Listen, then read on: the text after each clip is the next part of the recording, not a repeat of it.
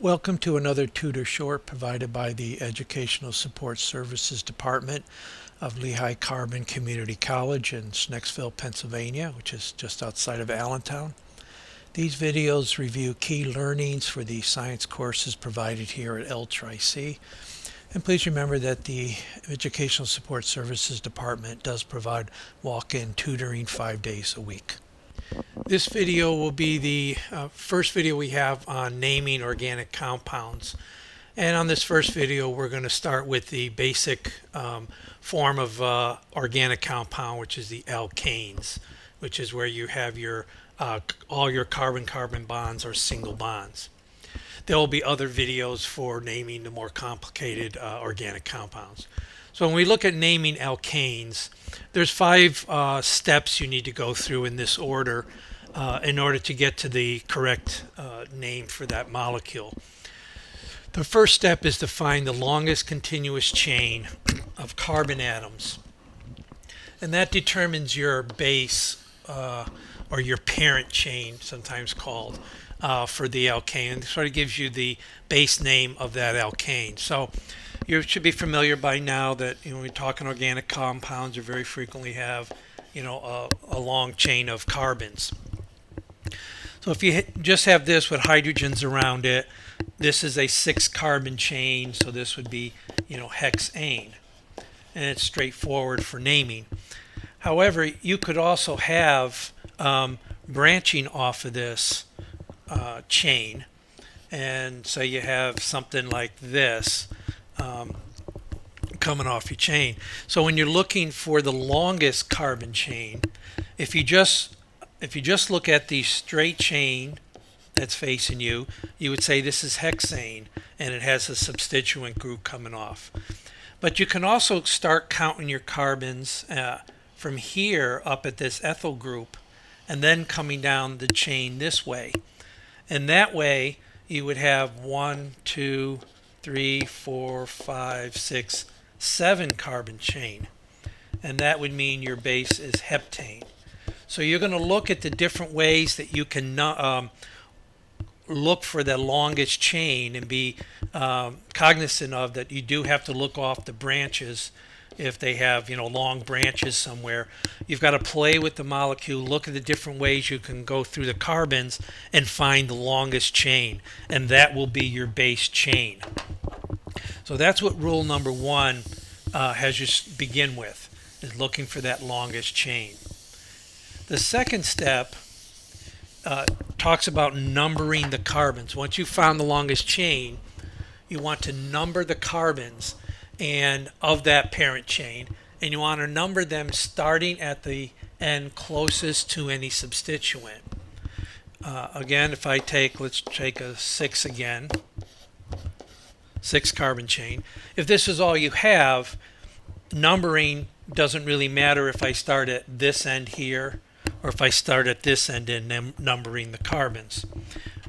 However, if you do have a substituent coming off, let's say we have a bromine coming off of this carbon here. If I number my carbons this way, 1, 2, the first constituent, or the constituent found here, is on carbon number 2. If I count from this way, this carbon 1, 2, 3, 4, this would be carbon 5 now. So the substituent will come off of carbon number 5. So the correct way to number these carbons is from the left to the right, because then you hit your first substituent with the shortest number, or the smallest number, in this case carbon number 2. So you would then, with this molecule here, you would, and let me clean this whole thing up here so we can make it consistent. This would be your carbon 2, carbon 3, carbon 4, carbon 5, and carbon 6 on the end here. So now we have the correct numbering for the carbons.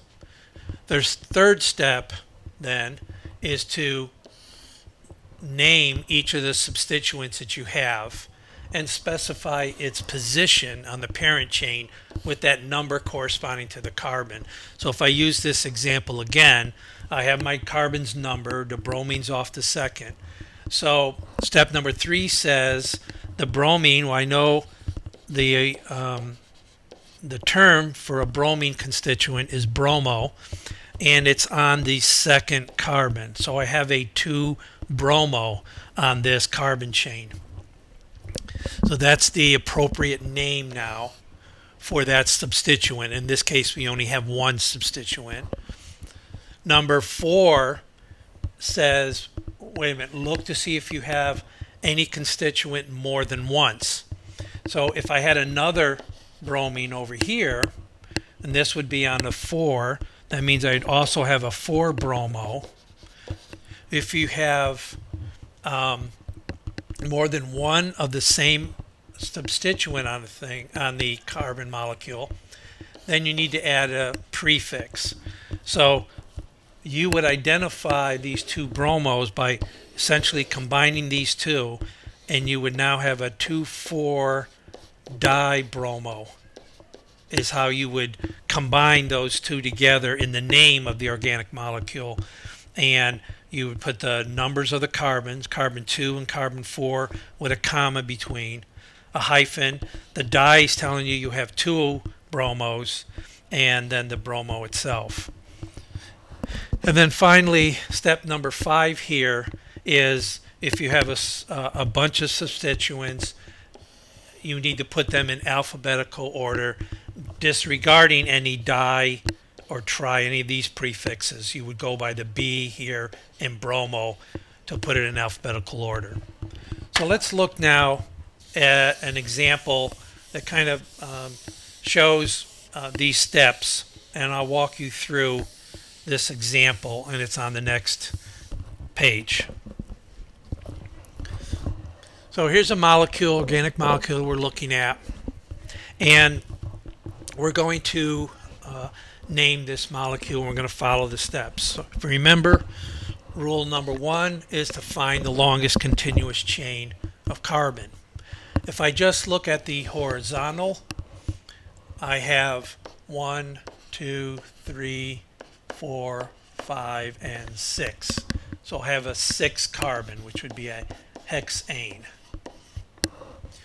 Now, another way for me to look at this continuous chain, I could start at this carbon as 1, and then I would go 2, 3, 4, 5, 6. So that's also a 6 carbon chain.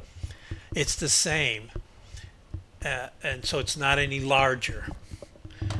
Now, is there any other way I can count these carbons? Well, I can maybe start here, 2, 3, 4, and then go down to here, 5. Well, that's a smaller carbon chain, so that's not going to be the way I would go with naming this molecule. I mean, I can even do 1, 2, 3, and that's not going to be longer than 6. And sort of, I can do 1, 2, 3, 4, 5 is not longest, and 1, 2, 3, 4. So all the different ways I can name this carbon chain, the longest chain, the most I can get is 6. Now, I did have 2 ways to get 6 on this chain, and what you'll find as you get more familiar with organic chemistry, it really won't matter since they're both 6 carbon chains, whether I go this way or go all the way across. I could pick either one, and my resultant name, because I followed those 5-step rules, I would end up with the same name. And you can try that if you want on your own. But no matter which way I pick this, the longest chain of 6, I'm going to end up with the same name. And that's an exercise you may want to go through yourself just to verify that. So let's take the simple way, which is straight across hexane. So my numbers are 1, 2, 3, 4, 5, and 6. And that gets me number 2. I found the longest chain, and I've now numbered those chains. as I number 2, let me go back and verify. I have to number according to the, let's look at number 2 again so I can highlight it. You number the carbon chains in the parent, starting at the end closest to any substituent. Well, I have to make sure I've complied with this part of rule number 2. Did I start at the end with the closest substituent? So let's go back and check. I started at this end. My first substituent here comes off of carbon 2. If I reverse the order of that long chain and count from the other end, my first substituent, which you could either say is the bromine or this methyl group, it doesn't happen until the 3rd carbon. And so the preference here in the rule number 2 would say number it with the shortest or the smallest number for the carbon substituent off that carbon. We're going to number it from left to right, the way I did originally here. So I go back and I now have the correct numbering with rule number 2. So I verified that. Let me make sure this was 4 and this was 5 so you can read that. So now we go back to rule number 3. It says use the appropriate name for each substituent and remember to specify its position with that carbon number. So I can look here. There's a substituent that is called a methyl group because it's got 1 carbon on it, and it's on carbon number 2, so that's a 2-methyl. Then I can look at this. That is going to be a bromo, is a name for that substituent, and it's off of carbon 4, so that's a 4-bromo there. And we have one more substituent, this, and that's another methyl, and that methyl is also off of carbon 4, so we also have a 4-methyl. So now I've named my 3 substituents and I've identified their positions with a number, 2, 4, and 4. Then step number 4 says if any substituent occurs more than once, I need to add a prefix to the substituent name. 2 for di, tri would be for 3. If it was 4, it would be tetra. So I need to add that prefix. And in this case, I do have 2 methyls here. So I'm going to need to, when I give the name methyl in the name of the organic compound, I got to say dimethyl because there's 2 methyls.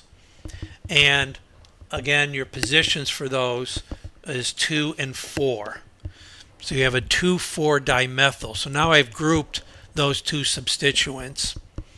And I have that grouped, and I still have remaining a 4-bromo as my other substituent. So I'm now reduced down to these 2 names that are going to go as part of my organic molecular name. And then finally, 5th step says to, when I list the substituents, list them in alphabetical order, and I disregard any prefixes, the di or the tri, tetra, if there's any prefixes on those substituents. And so I look here, remember I have my base is hexane, I have a 4-bromo, and I have a 2,4-dimethyl substituent on them. If you look at alphabetical order here, the bromo is the first because B comes before M in methyl. So I will now name, and let me do it up here a little bit instead of at the bottom of the page. My name now, I would start with the bromo. It would be 4-bromo. You always put a hyphen between numbers and letters. And now I'm going to go to a number. So between numbers and letters, I have a hyphen. It'll be a comma between numbers, 2,4 hyphen dimethyl. That gets me my other substituent in alphabetical order. And then the parent is hexane. And I don't have any spaces here, and I just put hexane. So this would be the name for that molecule shown above, a 4-bromo 2,4 dimethyl hexane. As you can probably expect, naming can get very complex, and so learning the rules and in the order that you apply them will help you walk through the naming, the correct naming for an organic molecule. And just remember, as you go further and further into organic chemistry, particularly if you take higher level courses, it's going to get more and more complex.